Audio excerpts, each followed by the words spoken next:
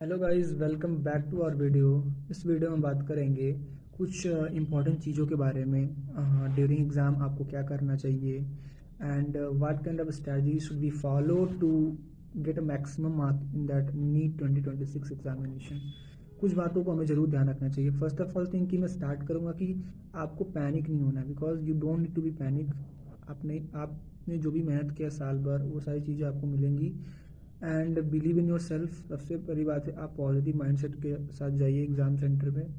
और please ignore the people, right. दस दस लोगों से बात करने की कोई ज़रूरत नहीं है। आपको एग्ज़ाम सेंटर पहुंचना है, कुछ चीज़ों को फॉलो करना है। पेपर आएगा, सिस्टमेटिकली पेपर को ओपन करना है, माइंड को शांत रखना है। कुछ क्वेश्चंस ना है, लीव कीजिए, आगे बढ़िए और सिस्टमेटिकली क्वेश्चंस को आप अटेम्प्ट करते जाइए, ठीक है। You can start with the biology, then chemistry, then physics. आप 1 राउंड, 2 राउंड एंड 3 राउंड में पेपर को सॉल्व कीजिएगा। कुछ 1 राउंड के क्वेश्चन, जब 1 राउंड आप क्वेश्चन सॉल्व करने जा रहे हैं तो आपको इजी क्वेश्चंस को पहले टैकल करने हैं। लेट्स से 1 लाइनर क्वेश्चंस आ गए बायोलॉजी में, डायग्राम बेस्ड क्वेश्चंस आ गए, मैचिंग आ गई। ये सारे क्वेश्चंस को आपको पहले राउंड में ही अटेम्प्ट करने हैं। हाँ, वैसे क्वेश्चंस को भी आप अटेम्प्ट कर सकते हैं जो ऑप्शन वाइज है बस स्टेटमेंट वाइज है, लाइक मल्टीपल स्टेटमेंट्स नहीं, उनको नहीं अटेम्प्ट करना है। असर्शन रीजन वाले क्वेश्चन, स्टेटमेंट बेस्ड क्वेश्चन, ये आपको आखिरी में अटेम्प्ट करना है। आखिरी मीन्स की second round, right, not third round में। You have to go with the second round. उसके बाद जैसे ही आप फर्स्ट राउंड में बायोलॉजी में लेट से 90 क्वेश्चंस थे, तो अगर आपने 50+ क्वेश्चंस या 60 क्वेश्चंस सॉल्व कर लिए, if paper will be the tough one, than 50 question first round में, 45-50 क्वेश्चन। एंड अगर पेपर आपका इजी रहा तो 60 क्वेश्चंस आपको लगभग अटेम्प्ट करना है फर्स्ट राउंड में। Then you will switch the subject. आप केमिस्ट्री पे जंप करेंगे। केमिस्ट्री में आपको स्टार्ट करना ऑर्गेनिक केमिस्ट्री और इनऑर्गेनिक केमिस्ट्री।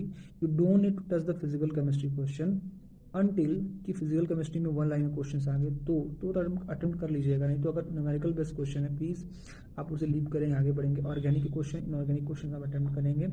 इतना करने के बाद you will switch to the physics. Physics में ओनली स्टेटमेंट बेस्ड क्वेश्चन ही आपको करना है, ठीक है। या कुछ ऐसे क्वेश्चन भी आ सकते हैं जो लगे कि डायरेक्ट हो गया है, बट न्यूमेरिकल क्वेश्चन नहीं करना। मोस्टली आपको statement based question, association reason वाले क्वेश्चन फिजिक्स के अटेम्प्ट करना है फर्स्ट राउंड में। इतना करने के बाद you have to fill your OMR sheet. उसके बाद सेकंड राउंड पे जाएंगे। सेकंड राउंड में बायोलॉजी में जो स्टेटमेंट बेस्ड क्वेश्चन थे, एसर्शन रीजन वाले जो क्वेश्चन थे, उसे आपको अटेम्प्ट करना है। एंड ये करने के बाद केमिस्ट्री में अगेन आएंगे, फिजिकल केमिस्ट्री के क्वेश्चन टच करेंगे। हाँ, अगेन फिजिकल केमिस्ट्री में जो बन रहे हैं वही बनाएंगे आप, मॉडरेट वाले क्वेश्चन, टफ वाले को अभी नहीं छूना है। उसके बाद फिजिक्स में भी अगेन रेशियो बेस्ड क्वेश्चन जो आते हैं, जो मॉडरेट लेवल के लेस टाइम टेकिंग है और लेस कैलकुलेटिव है, उनको आपको अटेम्प्ट करना है। उसके बाद you will again go to the OMR sheet, fill up करेंगे OMR सीट। थर्ड राउंड में टफ क्वेश्चंस को सिलेक्ट करेंगे। सारे क्वेश्चंस को नहीं करना है, जो जबरदस्ती बिल्कुल नहीं करनी है। If you have already attempted the 600 plus, that is good enough for moderate level paper. And if the paper is tough, then 550 plus is good score, right? If you want to get a medical college, and this is good score, right?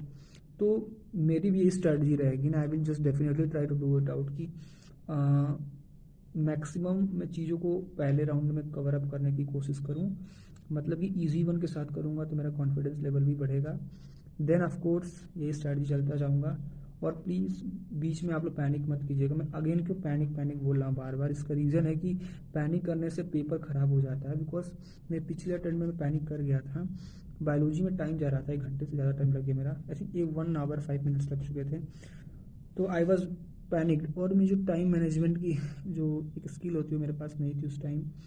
और साथ साथ जो paper मैंने attempt किया वो systematically attempt नहीं किया। मुझे कुछ क्वेश्चन को छोड़ना चाहिए था, नहीं किया। ये सारी तमाम गलतियाँ मैंने की। But now after giving the mocks I realize that कि यस, ये बेस्ट तरीका है। And after listening to the teachers जिनसे मैं पढ़ा हूँ, सबका यही बोलना है कि this is the best way to attempt the paper, right.